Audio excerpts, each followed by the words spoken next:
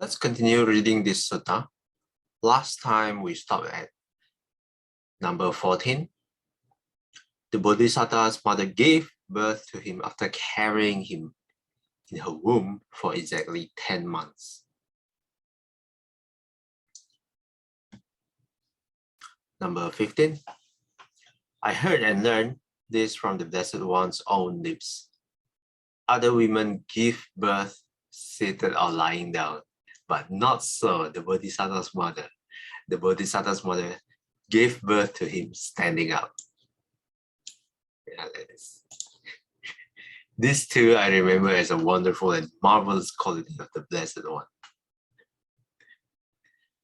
I can't imagine someone giving birth standing up. Okay. Next one, number 16. I heard and learned this from the Blessed One's own lips when the Bodhisattva came forth from his mother's womb. First, there was received him, then human beings. These two I remember as a wonderful and marvelous quality of the Blessed One. Okay, number 17, Sister IQ, would you like to read? 17. I heard and learned from this, from the Blessed One's own lips. When the Bodhisattva came forth from his mother's womb, he did not touch the earth. The 4 young devas received him and set him before his mother, saying, Rejoice, O Queen, a son of great power has been born to you. This too I remember as a wonderful and marvelous quality of the Blessed One. Okay, thanks, Sister IQ. Okay, let me highlight this. The next one is about when the Bodhisattva came out of the womb, the mother's womb, the 4 young devas received him and set him before his mother, telling the queen, Rejoice, O Queen, a son of great power has been born to you. Next paragraph, Sister Billy, would you like to read?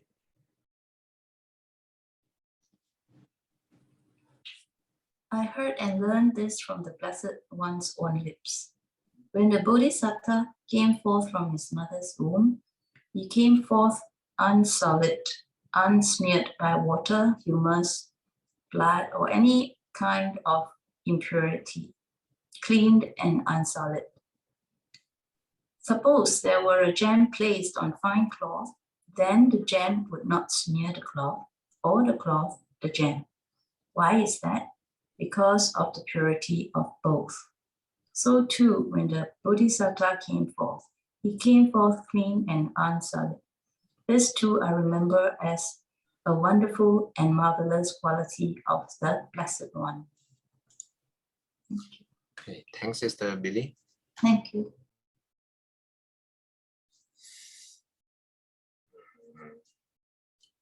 Next one, Sister Chai Kwan, would you like to read? I heard and learned this from the Blessed One's own lips.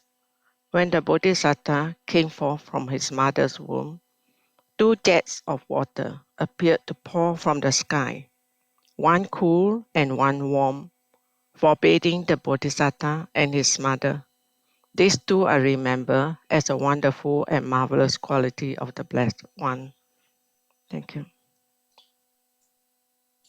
Okay, thanks, Sister Choi Kwan.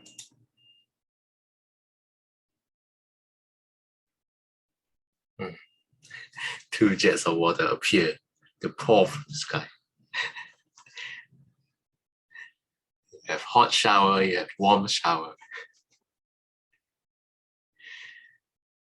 Okay, I think we'll try to finish this sutta by today. I will continue reading. Number 20, I heard and learned this from the Blessed One's own lips. As soon as the Bodhisattva was born, he stood firmly with his feet on the ground. Then he took 7 steps, facing north, and with a white parasol held over him, he surveyed each quarter and uttered the words of the leader of the herd. I am the highest in the world. I am the best in the world. I am the foremost in the world. This is my last birth now. There is no renewed existence for me.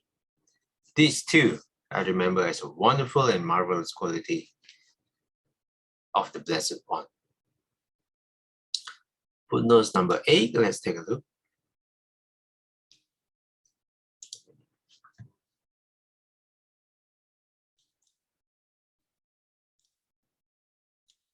PS explains, PS is the commentary. PS explains each aspect of this event as a foretoken of the Buddha's later attainments.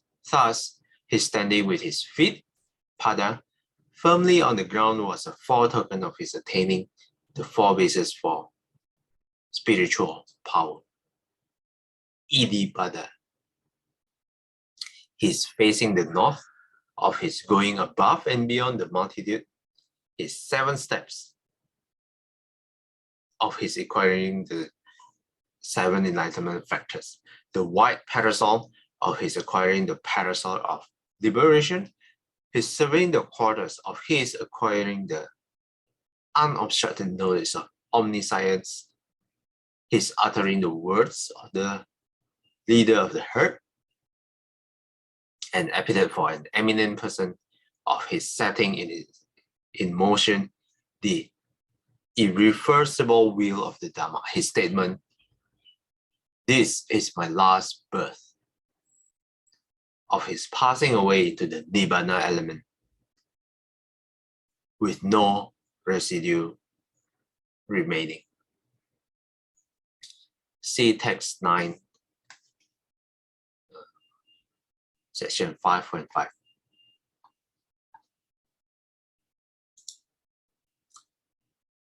That's for number 20.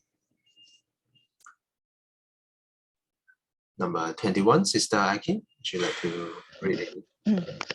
21. I heard and learned from the Blessed One's own lips.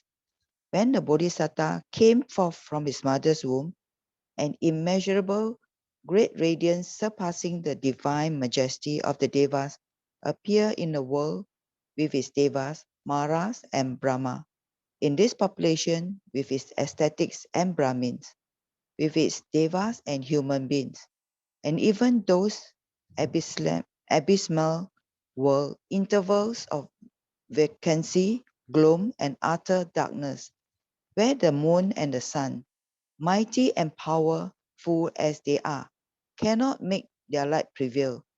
There too an immeasurable great radiance, surpassing the divine majesty of the Devas appeared in the world, and the beings reborn there perceive each day by that light.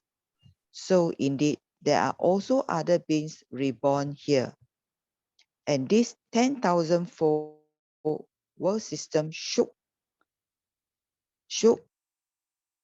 quaked, and trembled, and there too an immeasurable great radiance surpassing the divine majesty of the Devas appeared in the world.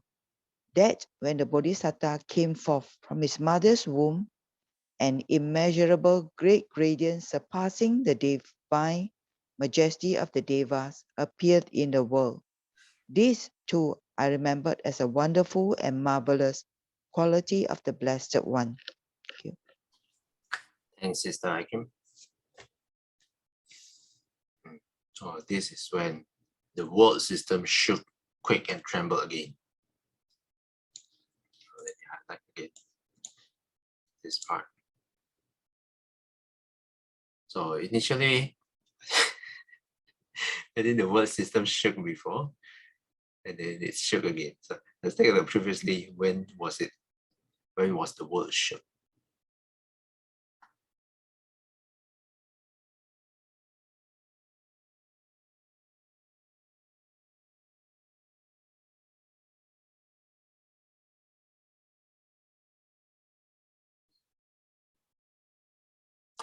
Okay. Firstly, this one, number 7. when the Bodhisattva passed away from the Tusita heaven and descended into his mother's womb. This is the first time when the word shook. And number 7, when the mother conceived the Buddha, the world system shook, quaked, and trembled. And then,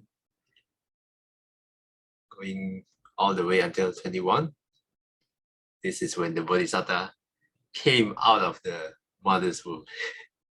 And then the world system shook again. You can imagine how the Buddha caused an earthquake twice. Okay, next one, number 22. Sister Billy, would you like to read?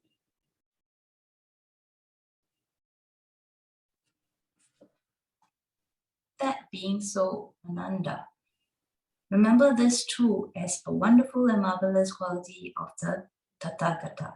Here, Ananda, for the Tathagata, feelings are known as they arise, as they are present, as they disappear. Perceptions are known as they arise, as they are present, as they appear. Thoughts are known as they arise, as they are present, as they disappear. Remember this too, Ananda, as a wonderful and marvelous quality of the Tathagata. Okay, thanks, Sister Billy. Thank you. Let's take a look at footnotes number 9.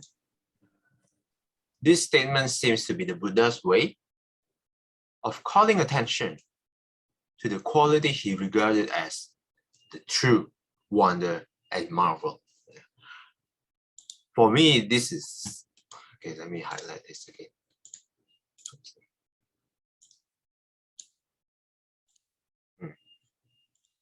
For me, this is the best part of the sutta. Why do I like this? Because, well, there are all these sort of miraculous,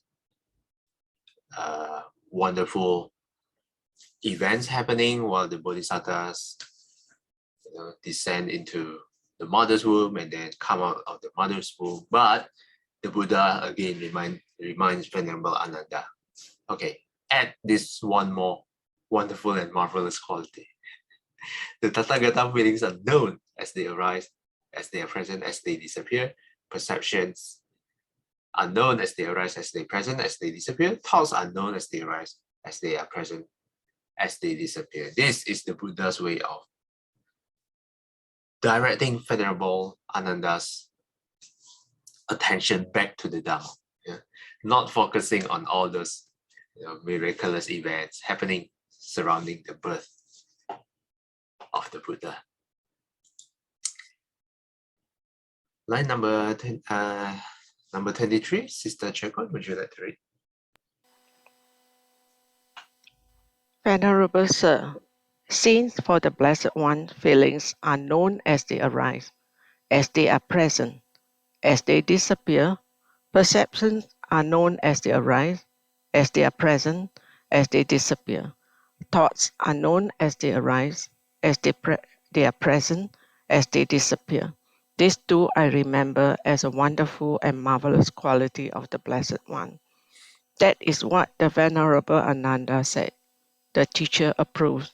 The monks were satisfied and delighted in the Venerable Ananda's words. Thank you.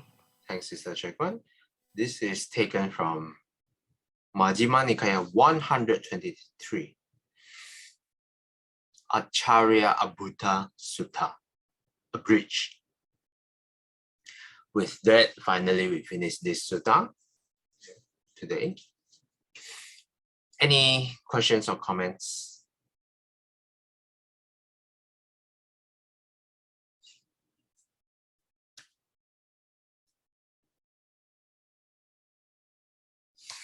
The monks were satisfied and delighted in the Venerable Ananda's words. So it seems like this is the conversation between the Buddha and Venerable Ananda, and then Venerable Ananda passed the message to the group of monks in the initial discussions.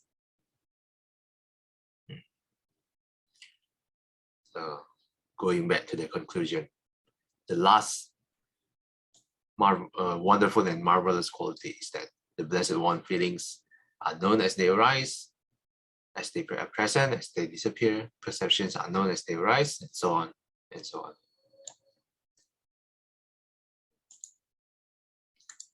Okay, if no question, we can stop at this point. Tomorrow we will continue with the third section of this chapter, the quest for enlightenment. Seeking the supreme state of sublime peace. I will imagine this is also, let me take a pretty long sutta too.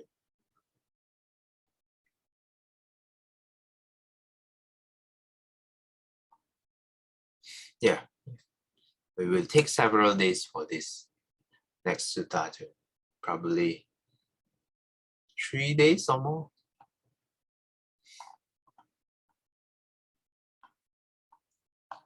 Okay. No questions or comments. Let's do a dedication. 愿消三障诸烦恼，愿得智慧真明了，普愿罪障悉消除，世世常行菩萨道。阿弥陀佛。Till we meet again, may we be guided by the Buddha, Dhamma, and the Sangha. Sadhu, sadhu, sadhu. Have a satisfying Monday ahead.